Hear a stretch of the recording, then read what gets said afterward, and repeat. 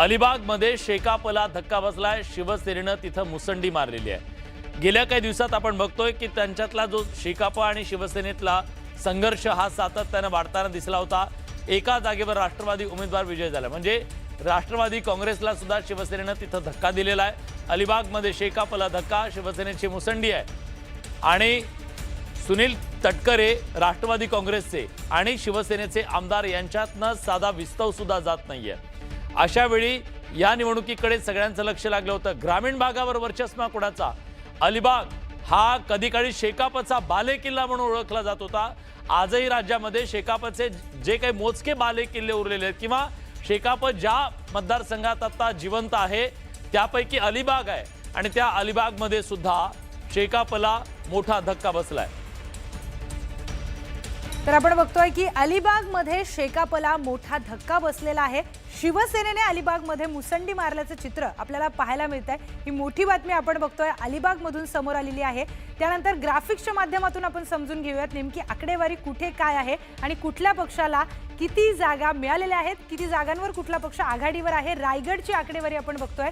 रायगडमध्ये भाजप फक्त 3 जागांवर आपल्याला आघाडीवर पाहायला मिळत आहे, तर रायगडमध्ये शिंदेची शिवसेना 15 जागांवर आघाडीवर असल्याचं चित्र पाहायला मिळत आहे। त्याचबरोबर आपण बघतोय राष्ट्रवादी काँग्रेस 3 जागांवर आघाडीवर आहे। राष्ट्रवादी काँग्रेसच्या नंतर आपण बघतोय पुढचा पक्ष शिवसेना युबीटी 0 जागांवर आघाडीवर असल्याचं आपल्याला पाहायला मिळत आहे रायगडमधून। त्याचबरोबर शेकापला देखील 0 जागा तिथे मिळालेल्या आहेत। अजून कुठल्याही पक्षाला, इतर पक्षाला तिथे खातं अजून उघडता आलं नाही। आपण बघतोय शिंदेची शिवसेना मात्र रायगडमध्ये आघाडीवर आहे। तर वेगवेगळ्या जिल्ह्यांचे आकडे आपण पाहतोय, कुठल्या जिल्ह्यामध्ये कोण मुसंडी मारतंय, तर स्वाभाविकपणे सत्ताधारी पुन्हा या निवडणुकीत सुद्धा पुढे दिसत आहेत। सिल्लोडमधील घाटनांद्रात आशाताई गाडेंचा विजय झालेला आहे। सिल्लोडच्या घाटनांद्रामध्ये आशाताई यांचा विजय झालेला आहे। सिल्लोडमधील हा शिवसेनेचा विजय निश्चितपणे एक प्रकारे अब्दुल सत्तार यांच्यासाठी एक महत्त्वाचा विजय म्हणावा लागेल, कारण अब्दुल सत्तार यांच्या खांद्यावरती सिल्लोडची सगळी जबाबदारी ही पक्षानं सोपवलेली होती आणि त्यामुळे हा विजय, त्याचं श्रेय त्यांच्या खात्यात जातं। निश्चितच सिल्लोडमध्ये घाटनांद्रामध्ये शिवसेनेचा मोठा विजय झालेला आहे। आमदार अब्दुल सत्तार यांची प्रतिष्ठा सिल्लोडमध्ये पणाला लागलेली होती आणि आपण बघतोय की सिल्लोडमध्ये मोठ्या पद्धतीने शिवसेनेला विजय मिळतोय।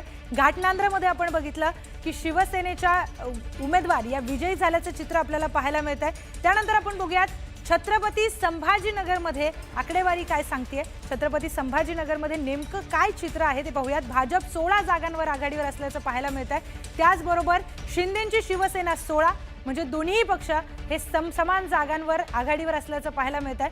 राष्ट्रवादी काँग्रेस 5, शिवसेना युबीटी 6 जागांवर आघाडीवर आहे आणि त्यानंतर आपण बघतोय की काँग्रेसला देखील 2 जागा या छत्रपती संभाजीनगर जिल्हा परिषदेमध्ये मिळवता आलेल्या आहेत, तिथे ते आघाडीवर आहेत। तर छत्रपती संभाजीनगरमध्ये महायुतीची सत्ता येणार हे निश्चित झालेलं असताना धाराशिवमध्ये समाजवादी पक्षानं खातं उघडलेलं आहे। तर समाजवादी पक्षाला जो उत्तर प्रदेशमधला हा पक्ष, पण धाराशिव जिल्हा परिषदेमध्ये बहीण भाऊ हे विजयी झालेले आहेत। मंगळूर झेडपी गटातून सीमा कृष्णा रोचकरी विजयी झालेले आहेत। धाराशिवमध्ये समाजवादी पक्षानं हे खातं उघडल्यानं त्यांच्यासाठी हा ग्रामीण भागातून एक सुखद धक्का म्हणावा लागेल। निश्चितच तर धाराशिवमध्ये एक मोठी बातमी समोर येते। धाराशिवच्या जिल्हा परिषदेमध्ये बहीण भाऊ हे विजयी झाल्याचं चित्र आपल्याला पाहायला मिळत आहे। कुठे पती पत्नी विजयी झाल्याचं चित्र आपण पाहिलं। आता धाराशिवमध्ये मंगरूळ झेडपी गटातून सीमा कृष्णा रोचकरी या विजयी झाल्याचं चित्र आपण पाहायला मिळतंय। धाराशिवमध्ये समाजवादी पक्षानं आपलं खातं उघडलेलं आहे। वेल्हा पंचायत समितीवर राष्ट्रवादीचा झेंडा फडकवण्यात आलेला आहे। मोठी बातमी आपण बघतोय। 4 पैकी 3 जागांवर राष्ट्रवादीचे उमेदवार हे वेल्हामधून विजयी झाल्याचं चित्र पाहायला मिळत आहे। एका जागेवर फक्त भाजपचा उमेदवार विजयी झालाय। 4 पैकी 3 जागा या राष्ट्रवादीने मिळवलेल्या आहेत।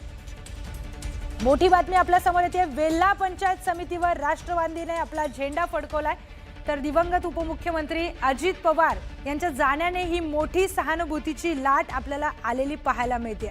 आपण पुण्यातलं चित्र काय आहे एक नजर टाकूया ग्राफिक्सच्या माध्यमातून, कारण पुण्यावर आतापर्यंत राष्ट्रवादी काँग्रेसचा हा एक प्रकारचं वर्चस्व पाहायला मिळालेलं होतं. अजित पवार यांच्या जाण्यानंतरची ही निवडणूक भाजपनं चांगली कामगिरी केली. 20 जागा, शिवसेनेलाही तिथं चांगल्या जागा 7, राष्ट्रवादी काँग्रेस हा सगळ्यात मोठा पक्ष 27 जागांसह, शिवसेना UBT 5 आणि काँग्रेसला मात्र तिथं खातं उघडता आलेलं नाहीये.